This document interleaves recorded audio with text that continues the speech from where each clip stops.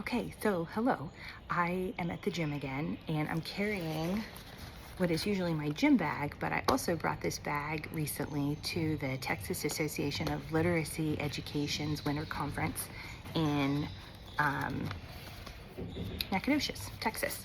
And while I was there, I went to an arts integration session that was led by Sophie Wen and Avid Wen. And Sophie is an art student at UT Austin, and Avon is a theater student at Texas State.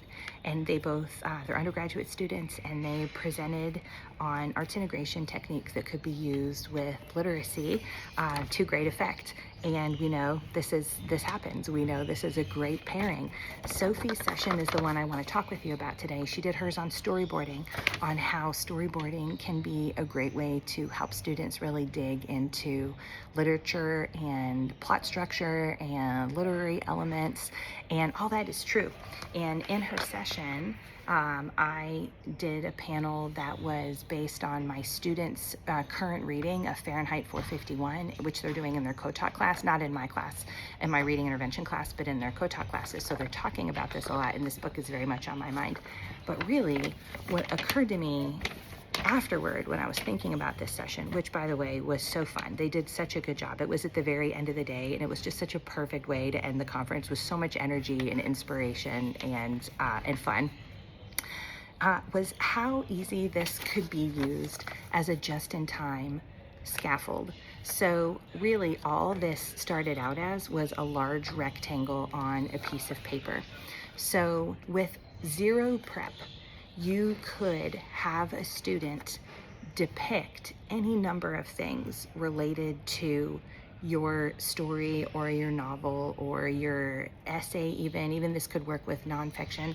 But as a just-in-time scaffold, this is something that once you've kind of taught the students how to do it, you could ask them to draw a big rectangle and then meet the objective in a different way. So if you're asking them to write maybe a couple sentences or a paragraph, instead of asking them to do that, you could ask them to draw it out either instead of or first as a bridge back to the bigger piece of writing that you're trying to get them to do.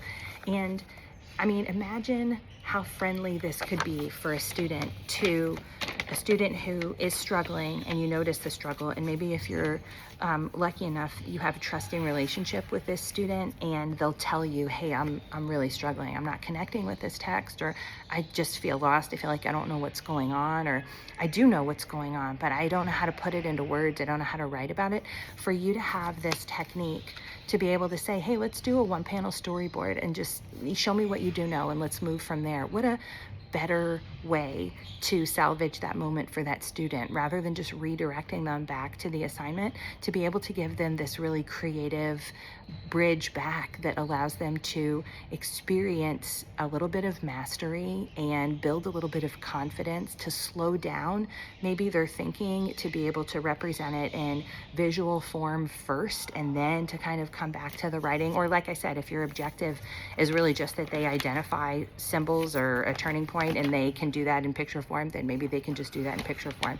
So thank you so much, Sophie and Avon, for this really terrific session at the Tail Winter Conference.